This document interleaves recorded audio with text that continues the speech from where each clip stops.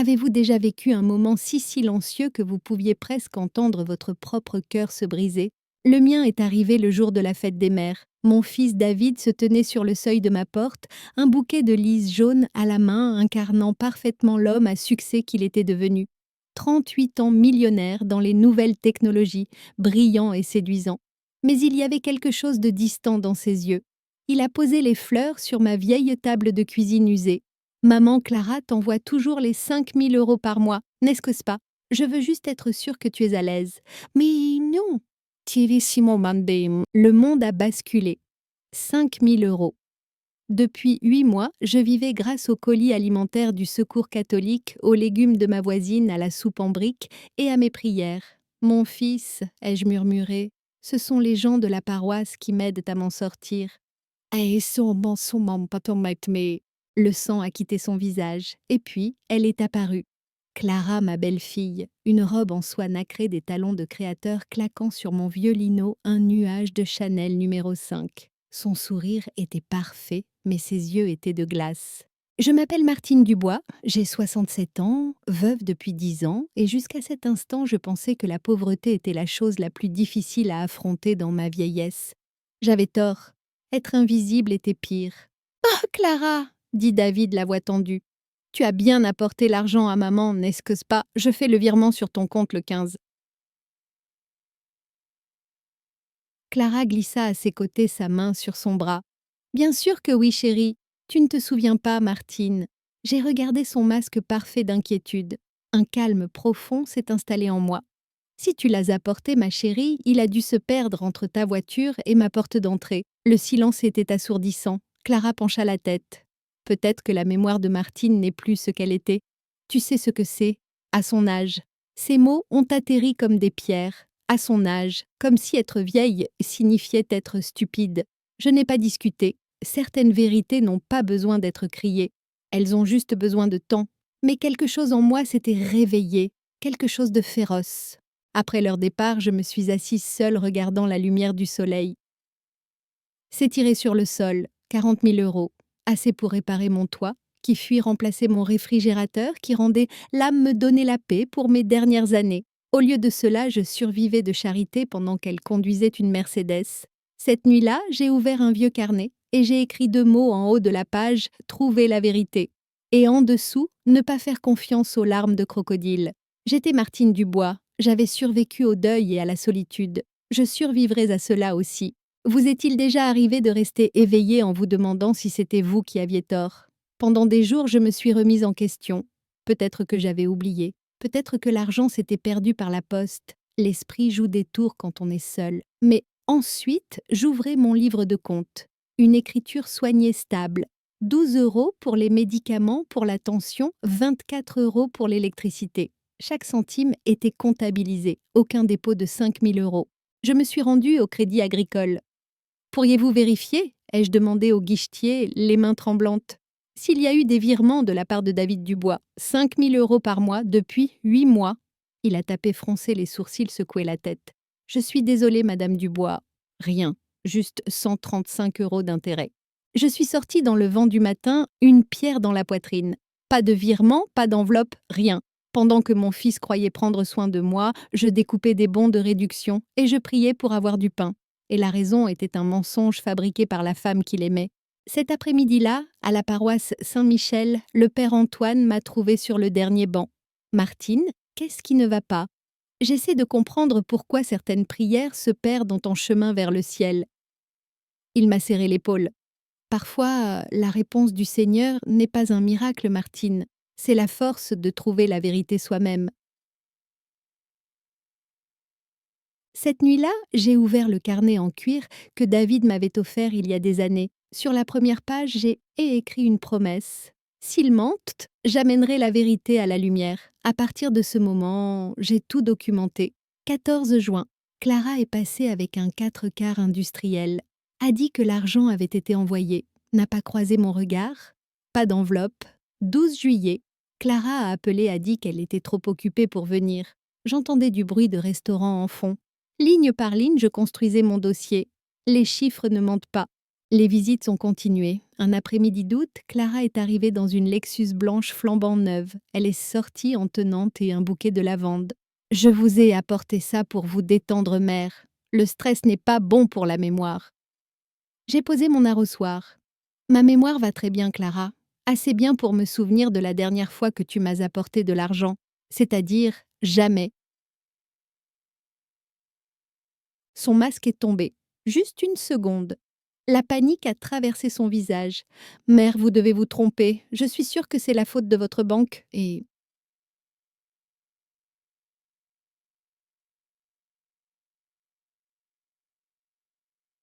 peut-être, mais je leur ai déjà demandé. Rien n'est arrivé depuis 8 mois. Silence.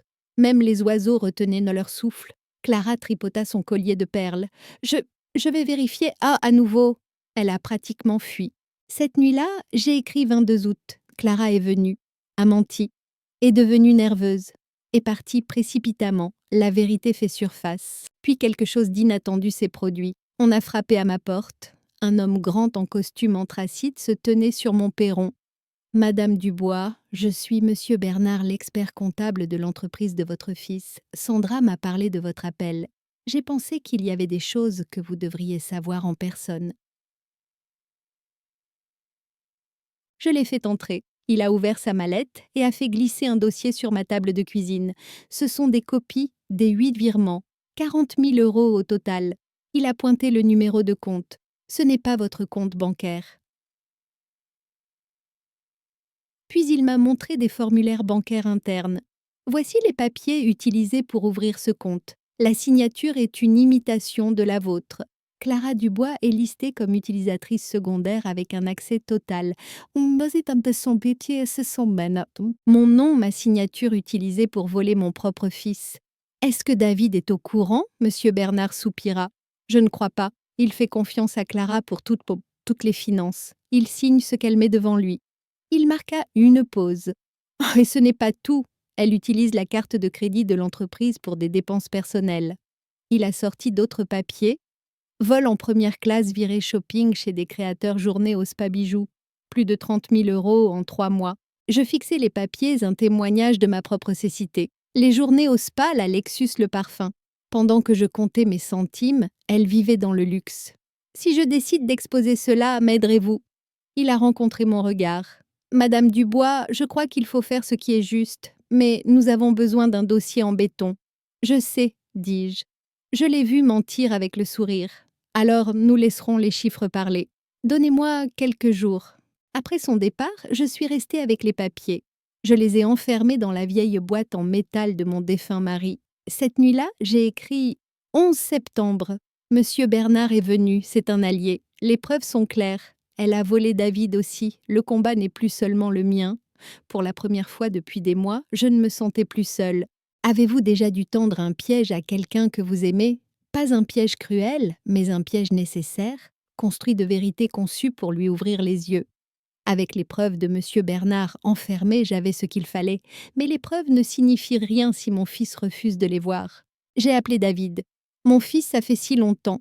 Je prépare un poulet rôti au miel et au romarin ce dimanche. Pourriez-vous venir, toi et Clara? Sa voix s'est réchauffée. Maman, ça semble merveilleux. Il ne se doutait de rien. J'ai passé le dimanche matin à cuisiner. Ses plats d'enfance préférés, poulet rôti puré de pommes de terre, une tarte tatin. J'ai mis la table avec ma plus belle vaisselle et j'ai allumé des bougies. Un menteur est plus à l'aise et plus négligent là où il se sent en contrôle. Pile à l'heure, ils sont arrivés. David dans sa chemise blanche impeccable, l'air fatigué. Clara dans sa robe en soie jade, des perles tenant un panier cadeau avec un ruban doré. « Mère, je vous ai apporté quelque chose. » Je m'essuyais les mains sur mon tablier. « C'est gentil, ma chérie. » C'est un des banques Sinsinjion. Nous nous sommes assis pour dîner. J'ai gardé la conversation légère. Le jardin, le temps, les voisins. La lumière des bougies a fait son effet berçant Clara dans une confiance détendue. Puis en servant le poulet, j'ai levé les yeux et souri.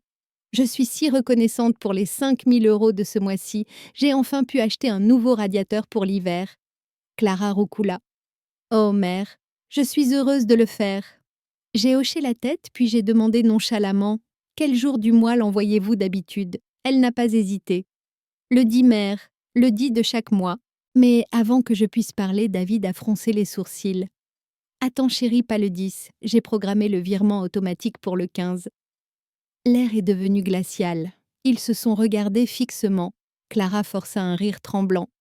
Le 15, tu es sûre chérie, j'aurais juré que tu avais dit le 10. Le froncement de sourcils de David s'accentua. Non, j'en suis certain. Le lendemain de ma paix, j'ai souri gentiment.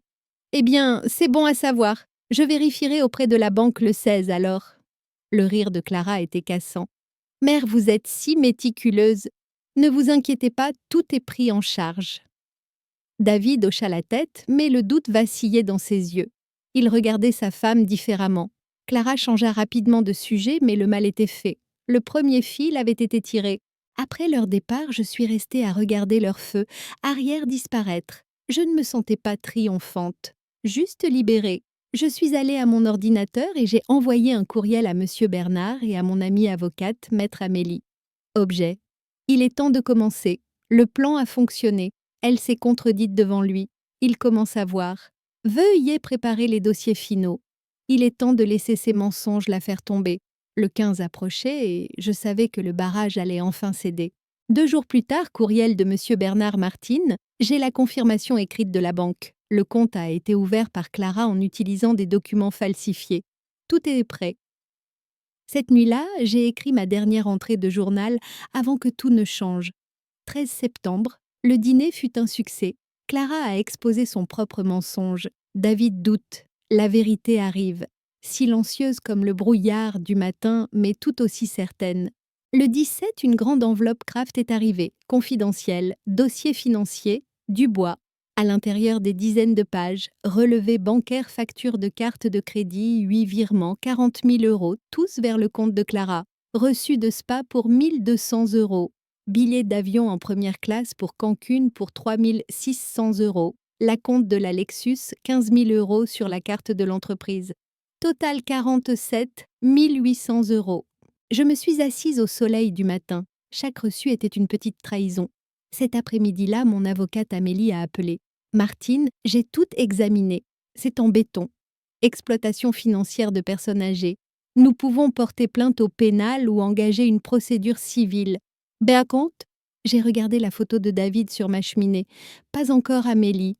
Le tribunal ne peut pas voir ça avant David. Il doit le voir de ses propres yeux. Ce n'est qu'alors que la justice signifiera quelque chose. Tu es une bonne mère, Martine. Alors la dernière pièce s'est mise en place. Amélie, j'ai besoin de votre aide et de celle du père Antoine. Je veux organiser un petit dîner ici. Faites-les venir tous les deux avec un témoin de confiance présent. Amélie gloussa. Très malin. Je vais demander à Monsieur Bernard de préparer un résumé. Quelque chose que David ne pourra pas ignorer. Je me suis rendue à la paroisse Saint-Michel. Quand j'ai expliqué le plan, le père Antoine a souri. Parfois, le Seigneur n'utilise pas le tonnerre et les éclairs Martine. Parfois, il a juste besoin de la vérité silencieuse qui brille dans une petite pièce.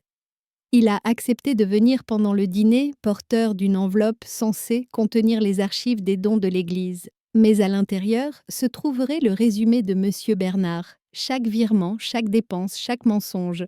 Sur le chemin du retour, une profonde tristesse m'a envahie. Je ne tendais plus un piège à Clara. Je le tendais à mon fils. Je devais lui briser le cœur pour le sauver.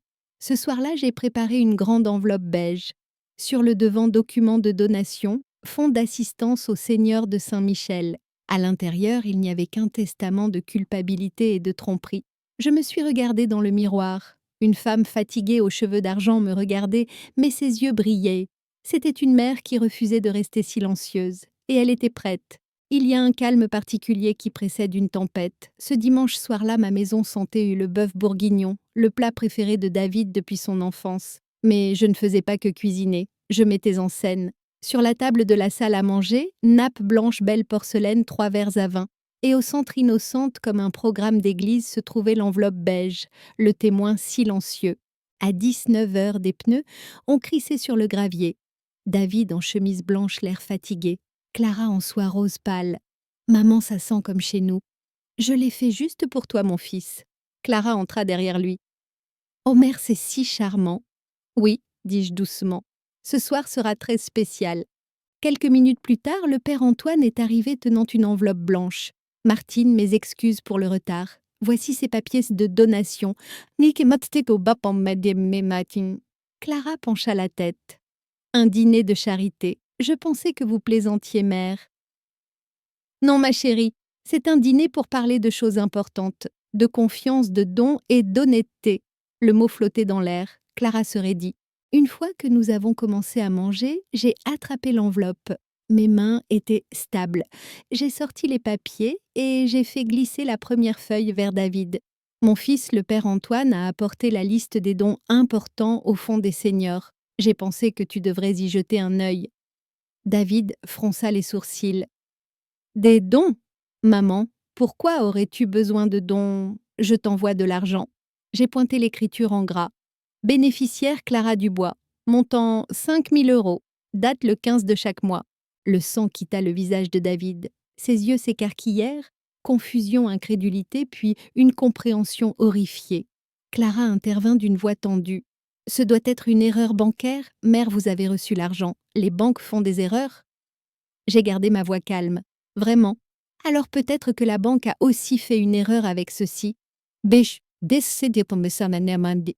J'ai fait glisser la page suivante. Une facture de spa de 1 200 € débitée sur la carte de l'entreprise à ton nom. Était-ce une erreur aussi? Son visage devint rigide. Quelqu'un a dû utiliser mon nom. L'usurpation d'identité est si courante. Une voix grave s'éleva de l'embrasure de la porte. Non, Madame Dubois, personne n'a utilisé votre nom par accident.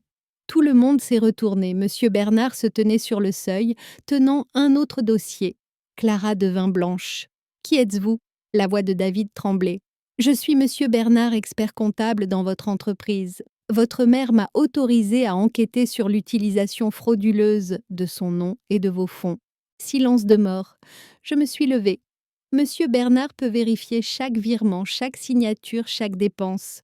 8 mois, 40 000 €. Pas un seul centime n'est arrivé jusqu'à moi. David se tourna vers Clara.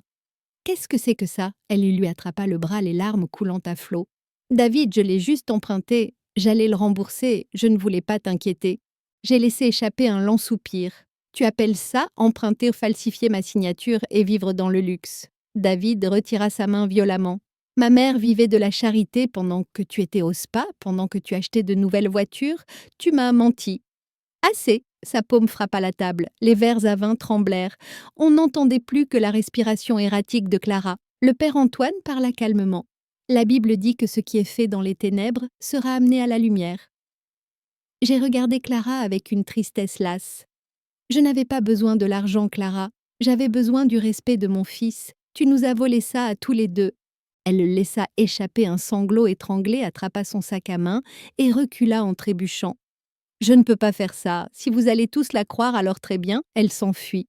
La porte claqua. David est resté assis là, la tête entre les mains, fixant les papiers qui avaient détruit son monde. L'odeur du bœuf bourguignon semblait déplacée maintenant. Un fantôme de bonheur qui n'était plus réel. C'était fini. Les mensonges étaient brisés.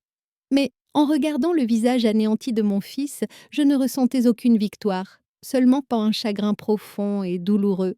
Une mère qui avait dû démolir la vie de son fils pour le sauver. Avez-vous déjà gagné une bataille pour ne ressentir que du vide, les jours suivants furent un tourbillon de démarches juridiques. Amélie a agi rapidement. Une semaine plus tard, une assignation du tribunal est arrivée. Martine Dubois, plaignante contre Clara Dubois, défendresse. Le matin de l'audience, le ciel gris menaçait de pleuvoir. En entrant dans le palais de justice avec Amélie, j'ai ressenti de la peur. Pas de Clara, mais des dégâts causés à mon fils. Clara était déjà là. Tailleur noir sévère, visage pâle, yeux défiants. Derrière elle était assis David, vidé les yeux caves. Il ne regardait personne, fixait juste le mur perdu dans les ruines. Amélie a été magnifique. Elle a exposé les preuves pièce par pièce. Relevé bancaire, reçu de Spa la facture de la Lexus, les signatures falsifiées. L'avocat de Clara a tenté de me dépeindre comme confuse et oublieuse. « Votre honneur ?» dit Clara, la voix tremblante. « Ma belle-mère a des trous de mémoire. Je lui ai apporté de l'argent de nombreuses fois. Elle a mal compris. » C'est alors qu'Amélie a présenté mon carnet en cuir marron. Votre honneur, s'il s'agit d'une perte de mémoire, c'est le cas le plus précis que j'ai jamais vu. Elle a brandi mon journal. 8 mois de mensonges documentés avec des dates correspondant parfaitement au relevé bancaire. Le juge a écouté le témoignage de M. Bernard, confirmant la fraude. Puis il a rendu son verdict. Clara a été reconnue coupable d'exploitation financière sur personnes âgées et de fraude conjugale. Elle a été condamnée à rembourser les 40 000 € et privée de tout accès aux finances de David. Le marteau est tombé. J'ai regardé Clara. Le masque s'était effondré. Elle s'est affaissée sur sa chaise, des larmes silencieuses coulant. Elle s'est tournée vers David, l'expression suppliante. Il l'a regardé avec des yeux vides. Puis lentement, il s'est détourné. Ce simple geste m'a brisé le cœur plus que tout. En quittant le tribunal, la pluie a commencé à tomber froide et lourde. La justice n'a pas toujours le goût de la victoire. Parfois, elle a juste le goût de la fin d'une triste histoire. Dans les mois qui ont suivi, le silence de David fut absolu. Pas d'appel, rien. Je savais qu'il avait besoin de temps, mais la douleur de son absence était constante. Puis un matin, un courriel. Virement effectué. 40 000 €. L'argent était de retour. Je fixai l'écran. Je ne ressentais pas de joie. Juste un vide. J'ai rencontré le père Antoine et Amélie. Je veux créer une fondation pour aider les personnes âgées qui ont été financièrement exploitées, des gens qui se sentent invisibles comme moi. Je l'appellerai la Fondation Les Mains de la Grâce. Les yeux du père Antoine se sont illuminés. Martine, c'est ainsi que Dieu transforme la douleur en bénédiction. Nous avons commencé. Notre premier bureau était une pièce au sous-sol de l'église avec 3 bureaux d'occasion et une pancarte que j'avais peinte, aider les oubliés à retrouver leur voix. Et ils sont venus. Une femme dont la fille avait volé sa maison, un homme dont le petit-fils avait vidé sa retraite. Chaque histoire était une blessure, mais j'ai appris à écouter, à tenir des mains et à leur dire que la vérité arrive toujours à temps. Alors que la fondation grandissait, j'ai trouvé un nouveau rythme. L'absence de David faisait toujours mal, mais elle était comblée par une satisfaction tranquille. Chaque soir, j'allumais une bougie près de la photo de David. « J'espère que tu trouves ton chemin, mon fils. » Puis, une nuit d'orage, des mois après le procès, on a frappé à ma porte. Plus de 22 heures. Quand j'ai ouvert, le vent et la pluie se sont engouffrés. David était là, trempé, les cheveux plaqués sur le front, les yeux rougis. « Maman » s'étrangla-t-il. « Maman, je suis tellement désolée. » Il est tombé à genoux sur mon paillasson, un millionnaire sanglotant comme un garçon perdu. Je me suis agenouillée à côté de lui, passant mes bras autour de ses épaules tremblantes et la pluie, et les larmes se mêlant. « Lève-toi, mon fils » ai-je murmuré en le guidant à l'intérieur. Tout le monde trébuche. Le pardon, ce n'est pas oublier, c'est ne pas laisser cela te briser. Il leva son visage strié de larmes. Je ne le mérite pas. J'ai douté de toi. Je l'ai laissé me tromper. J'ai tout perdu. Il m'a raconté ce qui s'était passé. Clara était partie. Elle avait vidé leurs comptes épargne et avait disparu avec un autre homme. Laissé un mot cruel, tu as fait confiance à la mauvaise personne. Je n'ai ressenti aucune colère, seulement de la tristesse pour l'homme brisé sur mon canapé. Tu n'as pas tout perdu, David. Ce soir, tu as trouvé quelque chose de plus important, le cœur qui sait admettre quand il a tort. Il est resté longtemps blotti près de la cheminée, l'orage faisant rage dehors. Alors que la pluie s'adoucissait, il m'a regardé. « Maman, est-ce que je peux aider à ta fondation ? Je veux faire quelque chose qui compte. » À partir de ce jour, il l'a fait, chaque week-end apportant du café et une détermination tranquille. Il organisait les dossiers, écrivait des lettres et s'asseyait avec les victimes, écoutant avec une humilité que je n'avais pas vue depuis qu'il était enfant. Un matin, je l'ai regardé aider un vieil homme avec des formulaires juridiques, la lumière du soleil attrapant l'or dans ses cheveux. Je n'ai pas vu l'homme d'affaires millionnaire. J'ai revu mon David, le garçon gentil que j'avais élevé. « David » l'ai-je appelé doucement. Il a levé les yeux, un doux sourire touchant ses lèvres. « Tu as retrouvé ton chemin, mon fils. Tout le monde n'a pas ce courage. » « Je ne l'ai fait que grâce à toi, maman. Tu n'as jamais renoncé à la vérité. » « Je n'ai jamais renoncé à toi, » ai-je corrigé. La vie laisse toujours une porte ouverte pour ceux qui sont assez courageux pour la franchir à nouveau. Et en regardant mon fils racheté, j'ai su que la tempête était passée. La paix réelle et durable avait retrouvé le chemin de la maison. Un an peut tout changer. Un an auparavant, mon monde était défini par la perte et les épreuves. Maintenant, il était rempli de sens et d'une joie surprenante. La fondation Les Mains de la Grâce était devenue une lueur d'espoir. Un matin d'automne, j'étais assise à mon bureau, l'odeur de la lavande flottant depuis la terrasse. Je me suis surprise à écrire. Clara, merci. Une paix étrange s'est installée en moi. Tu m'as appris une leçon dont j'avais besoin. Tu m'as appris que la vérité doit être défendue. Tu as pris mon argent, mais tu m'as rendu ma force. Tu m'as rendu ma voix. Je ne sais pas où tu es, mais je te pardonne. Pas pour toi, mais pour moi, parce que je refuse de laisser ton obscurité définir le reste de ma vie. J'ai plié la lettre, une lettre qui ne serait jamais envoyée, et je l'ai placée dans la vieille boîte en bois de mon mari, le dernier chapitre d'un livre long et difficile. Puis est venu un appel de la préfecture de Tours. Madame Dubois, félicitations. Vous avez été choisie comme citoyenne d'honneur de la ville pour vos contributions à la justice sociale et aux droits des seniors. Un an plus tôt, je vivais de la charité. Maintenant, il m'appelait un symbole de justice. La cérémonie a eu lieu dans un grand salon de l'hôtel de ville. Je portais une simple robe bleue me sentant déplacée, mais ensuite, je l'ai vu. Deuxième rangée, David les yeux brillants d'une fierté plus précieuse que n'importe quelle récompense. Au podium, les applaudissements m'ont submergée. Merci, mais je ne suis pas ici pour raconter mon histoire. Je suis ici pour raconter l'histoire de chaque grand-parent qui s'est déjà senti invisible, trahi, réduit au silence. J'ai cru un temps que la meilleure réponse à la trahison était le silence. Mais j'ai appris que lorsque quelqu'un vole votre confiance, vous devez la reconquérir avec la vérité. Parce que la vérité détient un pouvoir qu'aucune somme d'argent ne pourra jamais égaler. Le silence s'est fait dans la salle. Un silence de compréhension. La justice n'a pas seulement lieu dans un tribunal, elle commence dans votre propre cœur. Le moment où vous trouvez le courage de dire « ça suffit », c'est la chose la plus courageuse que chacun de nous puisse faire. Ah bon, Didi, chom. Après, une légère pluie a commencé miroitant sous les lumières de la ville. David a posé sa veste sur mes épaules. Maman, je ne t'ai jamais vue briller aussi fort. J'ai souri prenant sa main. Ce n'est pas la médaille, mon fils. C'est parce que tu te tiens avec moi dans la lumière. Cette nuit-là, de retour dans ma maison tranquille, j'ai ouvert mon journal une dernière fois. Sur la dernière page, la plus grande victoire d'une mère n'est pas de gagner un procès. C'est de voir son enfant apprendre la vraie valeur de l'honnêteté. J'ai fermé le livre le cœur plein. Ma vie n'était ni grandiose ni riche, mais elle était riche de ce qui comptait vraiment. Et si vous êtes toujours là avec moi, merci. Merci d'être resté jusqu'à la toute fin.